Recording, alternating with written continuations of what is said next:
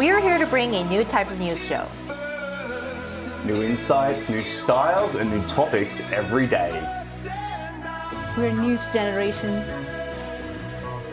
Bringing news just for you. It's Tuesday, June 25th here in Seoul. I'm Song Yejin and you're watching News Generation. Today we're joined by Walter Lee. Hello, lovely to be here. Lovely to have you. And we actually have a new special panelist joining us today. She is Betty Solomon. Betty, welcome to the show. Yes, thank you. Please introduce yourself. All right. Hello, everyone. My name is Betty Solomon. You can call me Betty.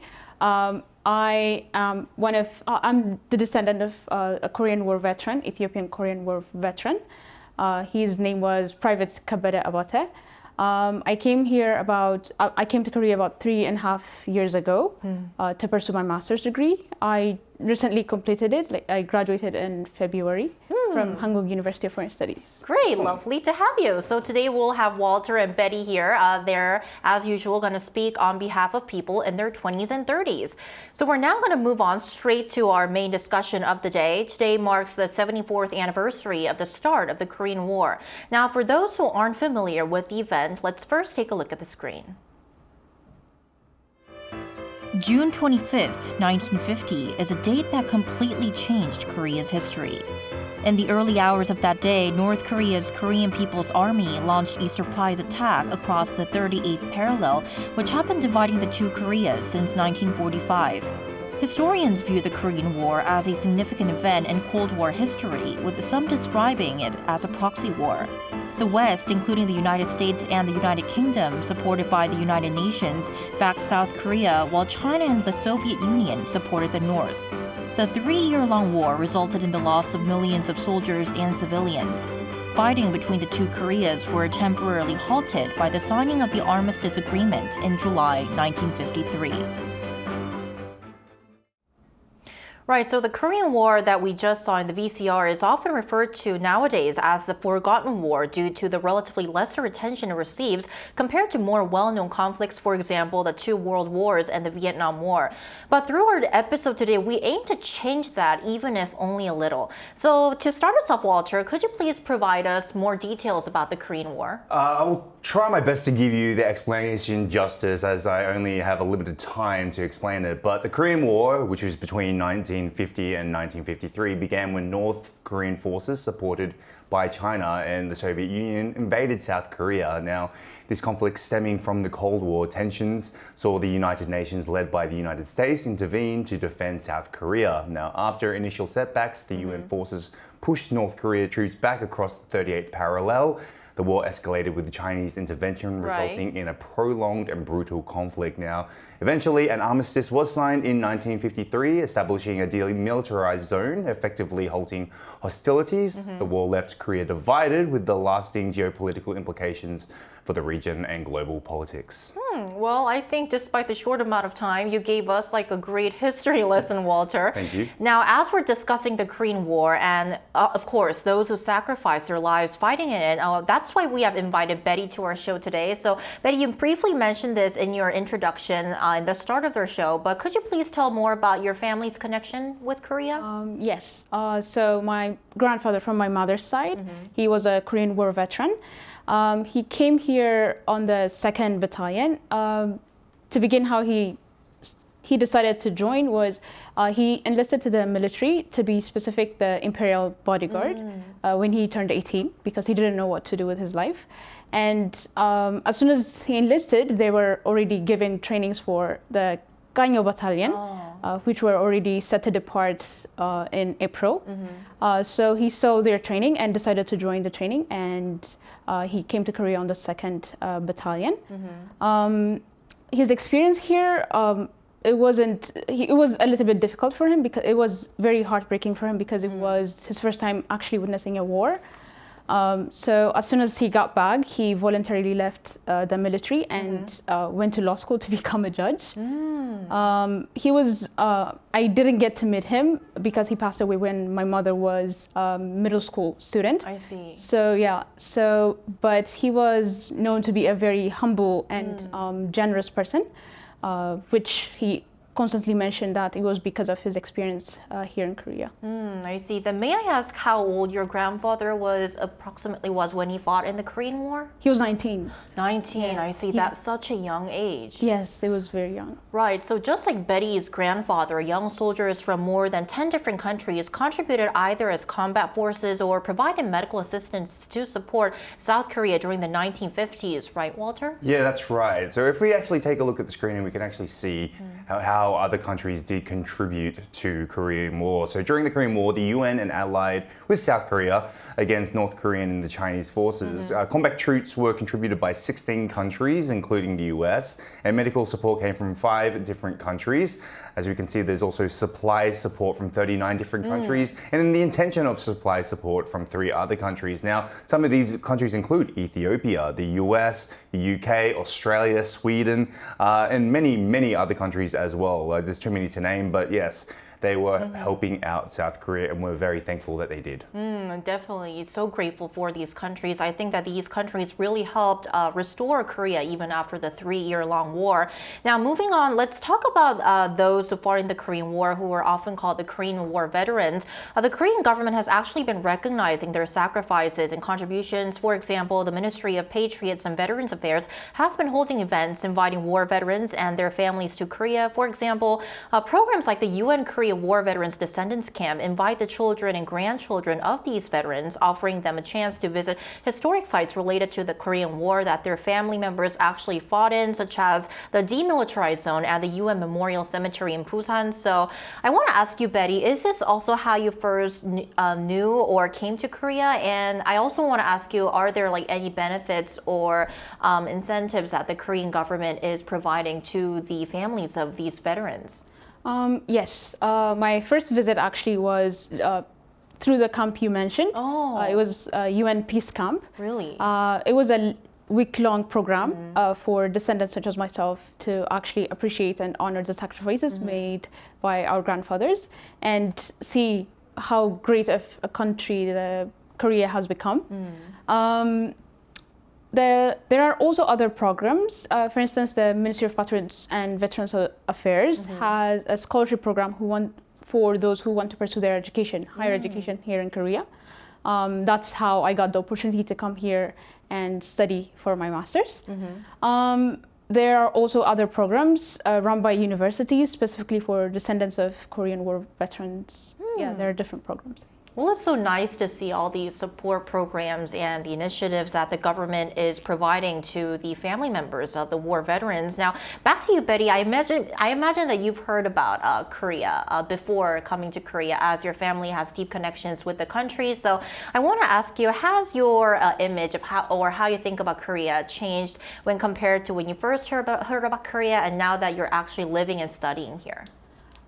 Well, I've had, as I mentioned earlier, I didn't actually get a chance to meet my grandfather, but I've had a chance to speak with other veterans who actually came here during the war. And their memories, they vividly remember how difficult of a situation the country was in, how the people were suffering, living their livelihood, their families, etc.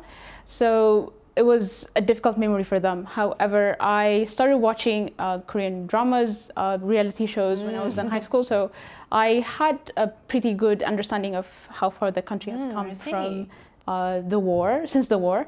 Now that I actually came here and see it in reality, it's very remarkable what the people have done, not taking granted for not taking the sacrifices made for them granted, and working hard to make sure that it is honored. Yeah.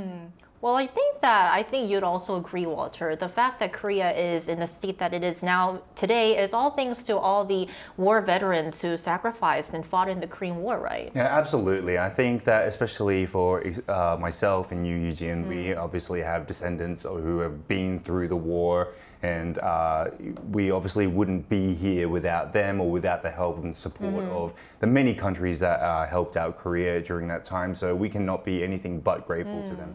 Right, definitely. And as we have a special panelist joining us here in the show today, we also asked our viewers what questions they have for descendants of Korean War veterans. Now, here are 3 of their questions. So if we take a look at what our viewers wanted to ask, Tasmia says, do you aspire to be a soldier just like your descendants? User Cutie5, have you been to Korea? What first comes up when you think about Korea? Sunny J asks, is there any support from the Korean government? How come your grandfather joined the Korean War? Well, I think that we've already covered the last 2 questions in our earlier discussion. So let me ask a Tasmia's question. I'm going to toss it to Betty. So do you also have plans or thoughts of becoming a soldier just like your amazing grandfather? Well, actually, both my parents are from families of soldiers. Oh, really? So I'm well aware of what it takes to actually commit one's life to serving one's own country. I'm also aware of how honorable it is. However, I believe my skills are better valuable at other fields. I'm definitely happy with helping them, but I don't think I will be a good soldier. Definitely. So right now, marking the 74th anniversary of the Korean War, we are talking about Korean War veterans who sacrificed and fought in the war during 1950 to 1953. We have more discussions coming up right after this break.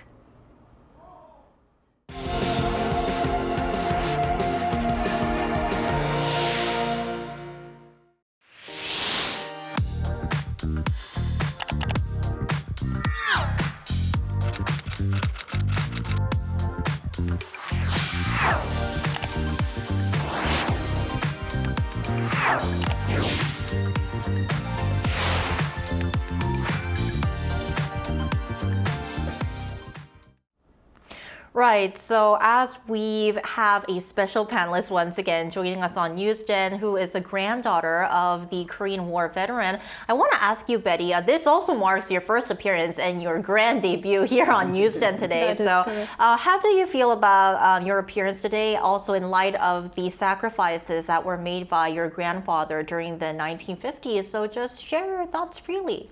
Well, again, thank you for inviting me to this stage. To be honest, it's my first time actually being on a news channel of any sort. Really? But you're super good. I think you're just born to do this. Thank you. So I really appreciate any kind of stage that actually lets me speak of the different accomplishments of my grandfather.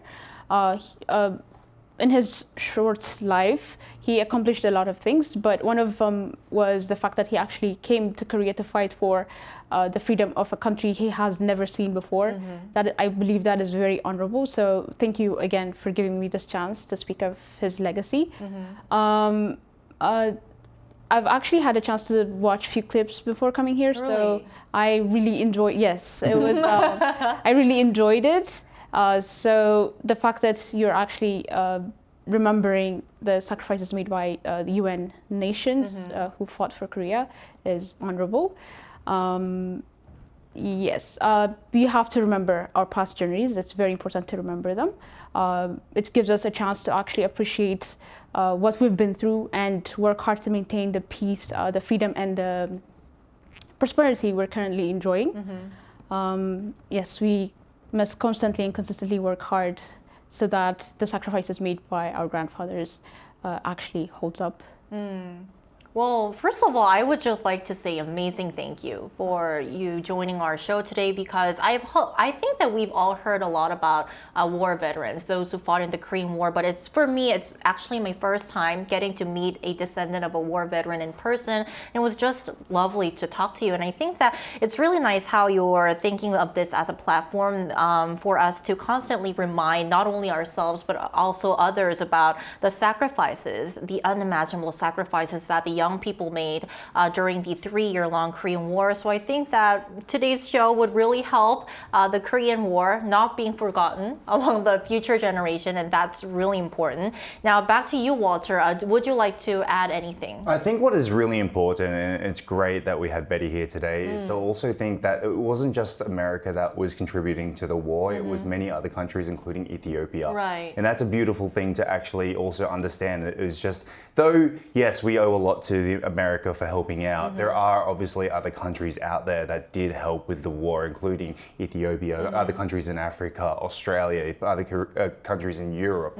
And they must not be forgotten as well, because lives were lost on their side as well. And every veteran is important to the legacy of the Korean War and the reason why we are able to live where we are today. Right. Because obviously, if it were to go the different direction, you and I might not have been here, and that could have been a very different situation for us. So it's absolutely amazing. I'd love to thank your grandfather for his service. He's absolutely amazing, especially going in at 19. If you think about 19-year-olds these days, I you can't think imagine. I wouldn't have had the courage to fight for, especially another country. Especially at the age of 19, when like 19-year-olds these days are too busy on their phones, yet we had people like Betty's grandfather sacrifice possibly their lives to come and help another country, and I absolutely respect Betty's grandfather for doing so. It's a shame that you never got to meet him, but you've obviously heard some great stories about him, and I as well really respect him.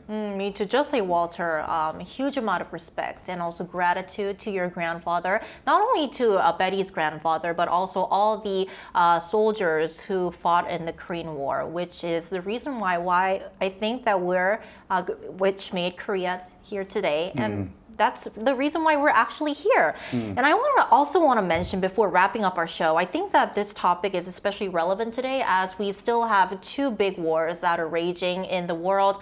Many civilians, including the younger generation, are actually losing their precious lives in these conflicts every day. So I hope that through our discussion and through the efforts of the younger generation from around the world, we really hope that the international community continues to work harder to bring an end to these conflicts swiftly so that we can prevent more precious lives from being lost. Yes, exactly.